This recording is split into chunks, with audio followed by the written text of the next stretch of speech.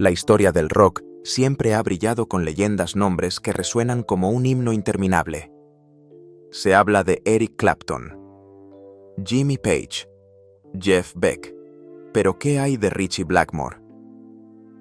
¿Por qué su nombre suele quedar en segundo plano, escondido en las sombras, a pesar de que él mismo contribuyó a definir toda una era musical llena de pasión y explosión? No era un guitarrista común. Era una tormenta inesperada, poderosa, impredecible, que siempre inspiraba tanto respeto como temor. Cuando los grandes nombres son mencionados, el de Blackmore rara vez encabeza la lista. Entonces, ¿qué lo hizo menos afortunado situándose detrás del brillo de sus contemporáneos? ¿Qué decía Jimmy Page sobre él? Imaginemos un niño en la posguerra inglesa, curioso y travieso, explorando la nueva casa familiar y descubriendo algo inesperado. Una guitarra española abandonada en un rincón sin que nadie supiera de dónde venía. ¿Era un objeto dejado por un dueño anterior o un recuerdo silencioso de un amigo de la familia? Eso parecía no importar. Lo esencial era que la guitarra seguía allí esperando a ser descubierta. Cuando Jimmy Page la tomó por primera vez, el mundo del niño cambió en silencio, como si se abriera una puerta secreta que lo conducía a un universo musical completamente nuevo. Nacido en 1944, en las tranquilas afueras de Londres, Page era hijo de un director de recursos humanos y de una secretaria de médico, su madre de ascendencia irlandesa. Su padre trabajaba en la industria de recubrimientos plásticos, y cuando Jimmy tenía 8 años, la familia se trasladó a Feltham y luego a Epsom, en Surrey. A simple vista parecía una vida normal, pero en la casa de Miles Road, la guitarra anónima era un secreto silencioso que lo impulsaba a explorar, haciendo que todo empezara a moverse. A los 12 años, el niño ya aprendía guitarra por sí mismo, sin clases formales ni profesores profesionales, descubriendo cada nota por su cuenta. Un amigo mayor, Rod Wyatt, le enseñó sus primeros acordes. Eso fue suficiente, y el niño quedó completamente fascinado. Algunos días tocaba durante 6 o 7 horas seguidas, sumergido en cada sonido, en cada vibración de las cuerdas. Llevaba la guitarra al colegio incapaz de separarse de ella y a menudo se la confiscaban los profesores por no entenderla. Pero ¿quién podía detener una pasión arraigada en el alma? La música se convirtió en un llamado poderoso, algo más allá de un simple pasatiempo que no podía rechazar. Page se fascinó con el sonido del rockabilly, cautivado por guitarristas famosos como Scotty Moore y James Burton, quienes acompañaban a Elvis Presley. Al escuchar Baby Let's Play House, despertaba reconociendo la energía y vitalidad latentes en la música, sintiendo el dramatismo y la pasión en cada nota.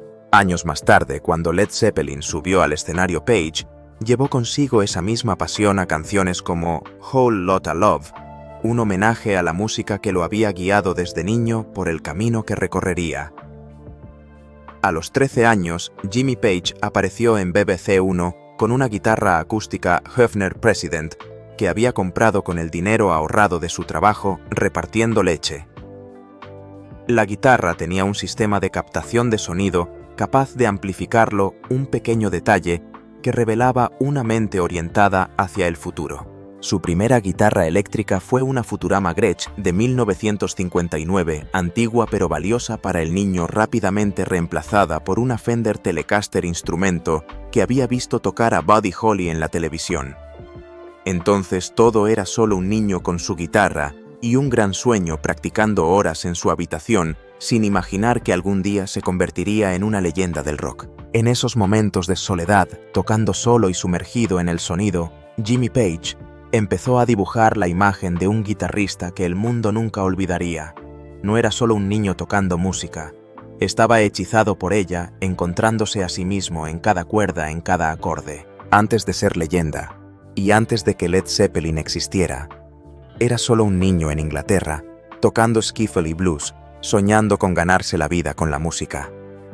A los 13 años apareció en el escenario de la BBC, en el programa All Your Own, un espacio de talentos para jóvenes artistas. Cuando le preguntaron qué quería ser de mayor, no dijo músico, sino que quería encontrar una cura para el cáncer, como si comprendiera que la música, aunque pasión, no era el único camino en la vida. A los 14 años tocaba en bandas como Malcolm Austin and the Whirlwinds y The Paramounts, interpretando temas de Chuck Berry y Jerry Lee Lewis, aprovechando cualquier oportunidad para practicar y actuar. No había muchos músicos a su alrededor, pero Page persistió llevando su guitarra a todas partes, practicando horas y tocando con quien estuviera dispuesto. La escuela se convirtió en un desafío. Los profesores no comprendían el fuego en su interior, como la subdirectora Nicholson, que criticó sus ambiciones musicales, llamándolas absurdas. Ese choque se convirtió en el último impulso. A los 15 años, lo antes posible, Jimmy Page abandonó la escuela de manera definitiva, llevando su guitarra y 4 certificados O-Level, entrando en el arduo camino de músico profesional, pasando de una banda a otra, aprovechando cada oportunidad de tocar. Y desde esos primeros pasos, una leyenda del rock empezó a formarse imparable, dejando una marca eterna en la historia. Tras experimentar y explorar la música de diversas formas, Jimmy Page comenzó a acompañar a poetas, tocar música para cantantes y finalmente encontrarse a sí mismo en la banda The Crusaders, dirigida por Neil Christian. La vida de giras con ellos era dura: desplazamientos constantes, sueño insuficiente, noches en hoteles baratos y actuaciones que se prolongaban hasta el amanecer. Pero todo esfuerzo fue recompensado. Ganó una suma decente y por primera vez demostró a sí mismo que la música no era un sueño inalcanzable. Sin embargo, su cuerpo comenzó a rebelarse. Fiebres consecutivas lo dejaban demasiado débil para continuar actuando. No era solo agotamiento. Su cuerpo le advertía que había llegado al límite. Tras 2 años de esfuerzo extremo, Page no tuvo otra opción que detenerse. En un acto aparentemente imposible, dejó la guitarra y se alejó del escenario. Sin resignarse a vivir solo con el fracaso, Page se inscribió en una escuela de arte esperando encontrar otro camino a través de la pintura. Pero la música arraigada en su sangre nunca lo abandonó por completo. A principios de los años 60, el fervor musical volvió. La guitarra parecía nunca haber salido de sus manos y su talento comenzó a ser comentado con entusiasmo entre los músicos. Mientras todavía era estudiante, Jimmy Page combinaba las clases con actuaciones nocturnas en clubes, tocando junto a nombres legendarios como Jeff Beck, Eric Clapton y los íconos del blues Cyril Davis y Alexis Corner. No eran solo músicos ordinarios, eran individuos que estaban moldeando el futuro del rock.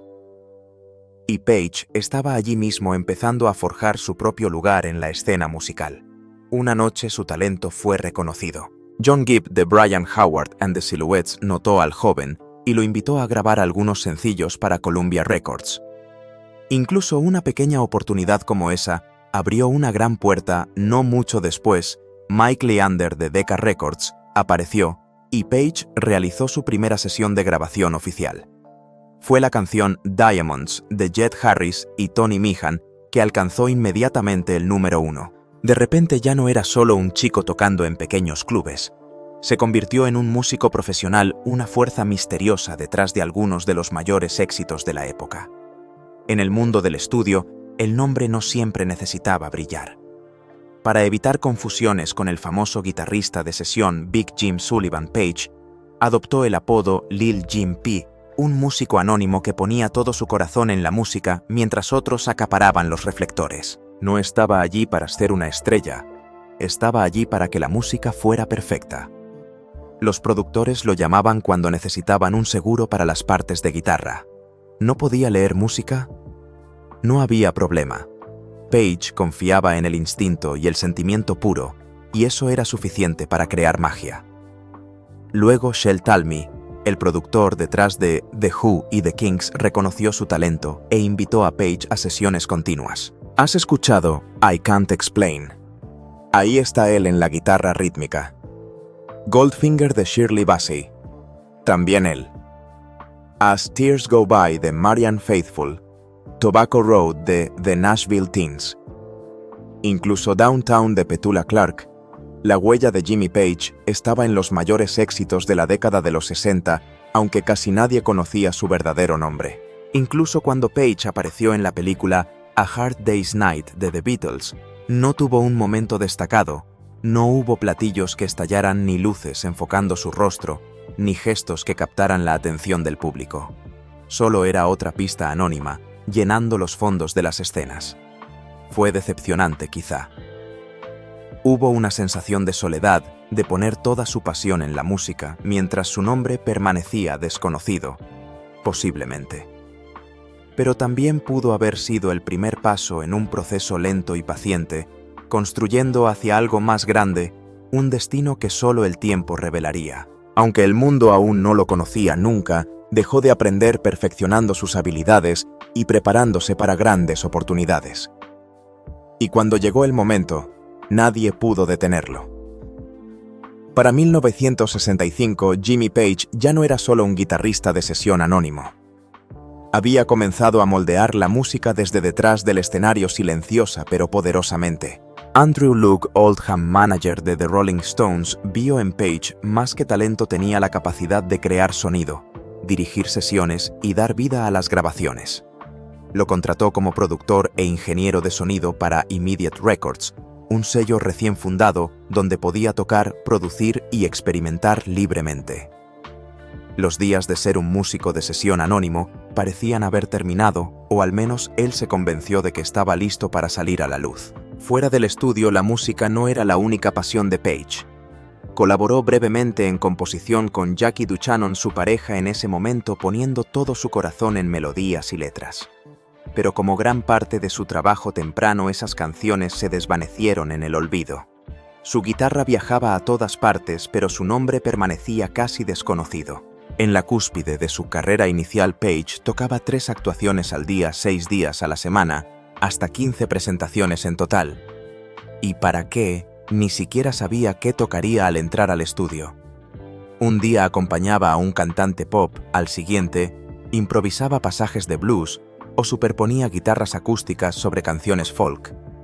Incluso tocó la música de fondo para A Hard Day's Night, un trabajo no acreditado pero exigente. Alguien notaba esas horas agotadoras y sin descanso.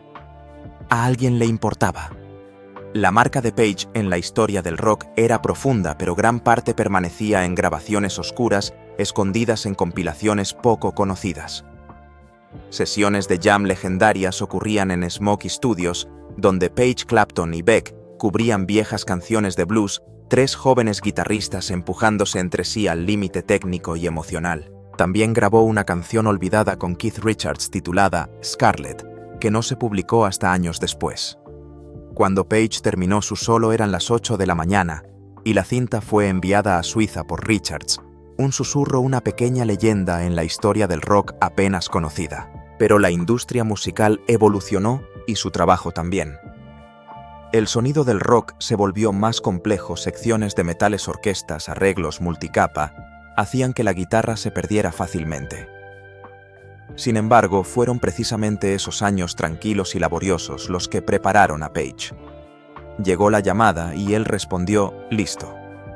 Una vez más, incluso antes de ponerse plenamente bajo los reflectores, su música tocó el corazón de los oyentes. Y en ese momento completó un viaje silencioso, discreto, pero inmensamente poderoso, dejando una marca imborrable en la historia del rock. Jimmy Page dejó atrás el mundo de la sesión, alejándose de un ámbito que lo había formado pero nunca lo había abrazado plenamente. Partió sin arrepentimiento, sin saber qué le esperaba. Y entonces, como si el destino lo hubiera dispuesto, apareció una oportunidad inesperada. Cuando Paul Samuel Smith dejó los Yardbirds, se abrió un lugar y Page por primera vez pudo avanzar ya no como guitarrista anónimo ni músico de sesión silencioso, sino como una figura central en una historia que estaba por desarrollarse. El próximo capítulo de su vida lo esperaba lento pero seguro. A mediados de la década de 1960, Jimmy Page ya no era un desconocido para los Yardbirds. Fue invitado a unirse a la banda en 1964 cuando Eric Clapton estaba considerando marcharse.